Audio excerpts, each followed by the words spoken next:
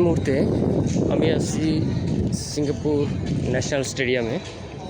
এখানে স্কেটিংয়ের জন্য প্র্যাকটিস করছে, কিছু ট্রেনি আছে যারা এক্সপার্ট শিখছে, তারা শেখাচ্ছে। বাচ্চারাও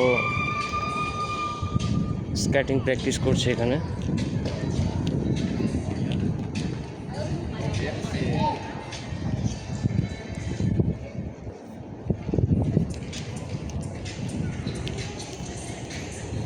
স্টেডিয়ামের ভিতরে যাওয়ার জন্য কিছু ক্রাইটেরিয়া, টার্মস অ্যান্ড কন্ডিশন আছে, সেটা আমি পূরণ করে নিই।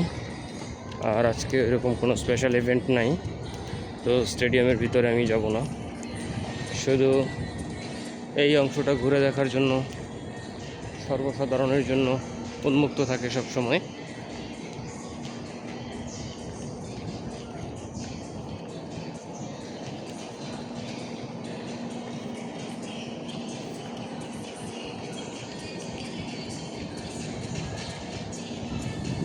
সিঙ্গাপুরের প্রতিটি জায়গায় খুবই সুন্দর, সেটা হোক আপনি টিকিট কেটে টাকা দিয়ে ভিতরে প্রবেশ করে দেখেন বা বাইরে থেকে উপভোগ করেন, কারণ প্রত্যেকটা লোকেশন সিঙ্গাপুরের অত্যন্ত পরিকল্পিতভাবে নির্মাণ করা হয়েছে।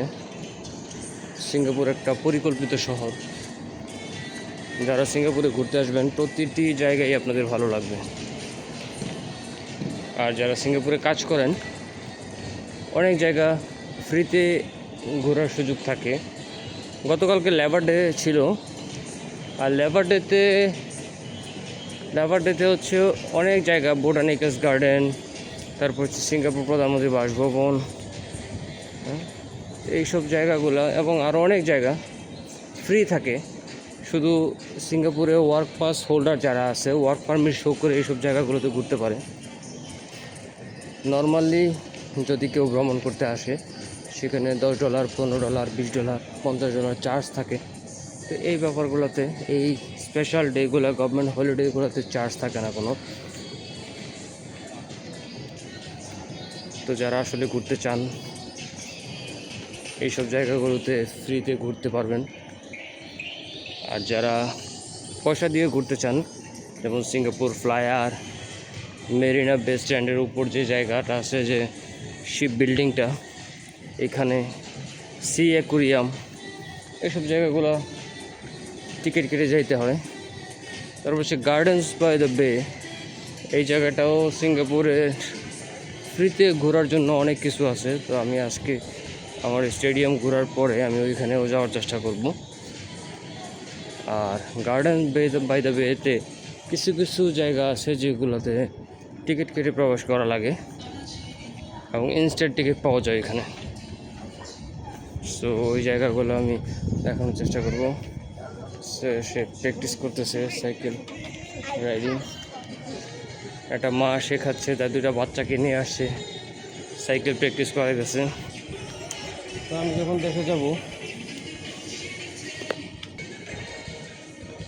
দেশে যাব তখন হয়তো আমার সন্তান নিজে নিজে বা অন্য কারোর মাধ্যমে সাইকেল শিখে যাবে, আমি হয়তো শেখাতে পারবো না। এটা প্রবাসীদের জন্য একটা বড় কষ্ট। আর এখান থেকে দেখা যাচ্ছে সেই যে সুলতান মসজিদের মিনার, দেখতে পাচ্ছেন মনে হয়, কিন্তু আমার এই ছোটো ক্যামেরায় অত বেশি জুম হয় না। সো গতকালকে বা শুক্রবারে অনেকে বন্ধ দিয়ে, কাজের বন্ধ থাকলে সিঙ্গাপুরে এই জায়গাটাতে ঘুরতে আসে এবং সুলতান মসজিদে নামাজ পড়ার জন্য অনেকে আগ্রহ প্রকাশ করে। এই বাড়িটা বাংলাদেশি, খুব সম্ভবত বাংলাদেশি অনেক লোকেরা স্কেটিং করে এখানে আসে। আসসালামু আলাইকুম ভাই, কি বাংলাদেশি প্র্যাকটিস করতেছেন নাকি? সো এই বাড়িটা ছিল ইন্ডিয়ান, সেইখানে প্র্যাকটিস করতে আসছে, স্কেটিং প্র্যাকটিস করতেছে। এটা হচ্ছে আরেকটা গেট।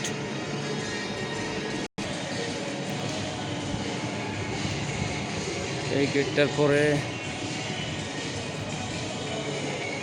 আরও সামনে ফুল সার্কেল ঘুরতে হবে অনেক জায়গা।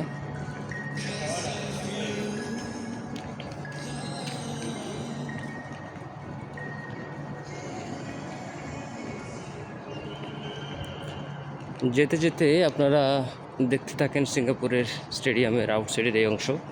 আর ততক্ষণে আমি আপনাদেরকে একটা নতুন তথ্য জানাই। সিঙ্গাপুরে ওয়ার্কারদের জন্য কাজের একটা বিরাট পরিবর্তনের জন্য সরকার কিছু নতুন পদক্ষেপ নিয়েছে। এর মধ্যে 2028 সালে বাংলাদেশ, ইন্ডিয়া, মিয়ানমার এই দেশগুলো এই সুবিধা পাবে। তার আগে 2027 সালে 2027 সালে আরও কিছু দেশ, আমার এই মুহূর্তে নাম মনে পড়ছে না, তো তারা 3-4টা দেশ হাতে গোনা, তারা এই সুবিধা পাবে। আগে যেমন স্কেল করে সিঙ্গাপুরে আসা লাগতো, এখন সিঙ্গাপুরে আসতে কোনো স্কেল লাগবে না। সেটা 2027 সাল থেকে সরকার কার্যকর করবে। তো স্কেল লাগবে না বলতে খুব সহজে 1 মাসের মধ্যে আসতে পারবেন। আসার পরে সিঙ্গাপুরে আইসার সরকার সিঙ্গাপুর স্ট্যান্ডার্ডে আপনার স্কিল দিবে, কাজ শেখাবে 1 মাসের মতো। তখন যারা যোগ্য কাজ শিখতে পারবে তারা সিঙ্গাপুরে থেকে যাবে, কোম্পানি নিয়োগ দেবে, কাজ করবে। এরকম একটা পরিবর্তন, এরকম একটা গুঞ্জন শোনা যাইতেছে। তো আশা করি সেটা খাতাপত্রে হাতে কলমে এবং অফিসিয়ালি খুব শীঘ্রই ঘোষণা দেওয়া হয়ে যাবে। সিঙ্গাপুরে অলরেডি ঘোষণা দিয়েছে, বাংলাদেশে এবং পাবলিকলি কবে আসবে এবং মানুষ এর জন্য কবে প্রস্তুতি নেবে সেটা হচ্ছে এখন দেখার বিষয়। আর এতে করে বাংলাদেশের অনেক ট্রেনিং সেন্টার বন্ধ হয়ে যাবে খুব শীঘ্রই, আগামী 1 বছর 2 বছরের মধ্যে। তো যারা নতুন করে ট্রেনিং সেন্টারে ভর্তি হওয়ার চিন্তা করতেছেন তারা একটু 7-5 ভেবে, যারা সিনিয়র আছে তথ্য নিয়ে ভালো করে টাকা ইনভেস্ট করবেন, ভালো করে জেনে টাকা ইনভেস্ট করবেন। একটা জায়গায় আপনি 5 লাখ 7 লাখ 10 লাখ টাকা দিয়ে ট্রেনিংয়ের জন্য ভর্তি হইলেন, দিন শেষে দেখা গেল যে সেটা আপনার কোনো কাজে আসলো না। বা ট্রেনিং ছাড়া যদি সরকার 2028 সাল থেকে লোকজন নিয়ে আসে, তখন আপনার ওই ট্রেনিংয়ের কোনো মূল্য থাকবে না। সো আশা করি আপনারা এই তথ্য উপকৃত হবেন। সিঙ্গাপুরে আরও অনেক ওয়েবসাইট আছে, অনেক লোকজন আছে, বাংলাদেশি আছে যারা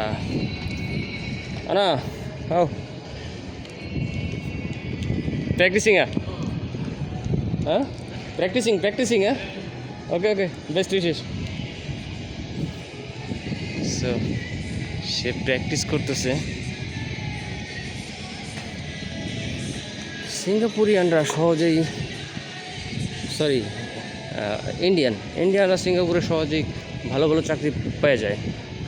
এদের জন্য সিঙ্গাপুরে আসা অনেক সহজ। আর সিঙ্গাপুরের স্বাধীনতায়, নতুন সিঙ্গাপুর বিনির্মাণে এদের অনেক অবদান ভূমিকা আছে। তার জন্য সরকারও তাদেরকে ওইভাবে মনে রাখে, স্বীকৃতি দেয়।